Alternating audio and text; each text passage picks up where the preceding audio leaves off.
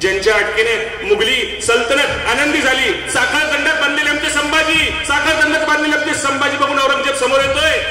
संभाजी महाराजांचे जखमा झालेलं शरीर,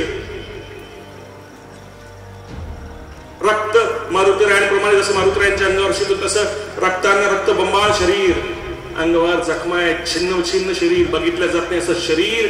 ज्यावेळेस औरंगजेब बघतो,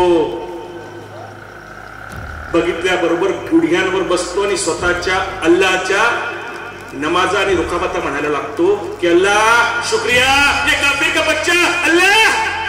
त्यावेळेस हे मृत्यूच्या दारावर असलेले संभाजी महाराज मित्राला कवी कलशाला म्हणतात कि कविजी सुनाओ कुछ. औरंगजेब सामने बैठा है.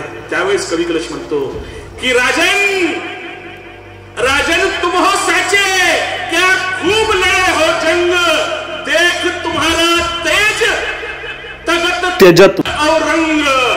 ज्या औरंग्याला गुडघ्यावर, आलमगीर औरंग्याला गुडघ्यावर ह्या परिस्थिती बसवणारे संभाजी महाराज आहेत, त्यांच्या बलिदानासाठी आपण प्रसिद्ध.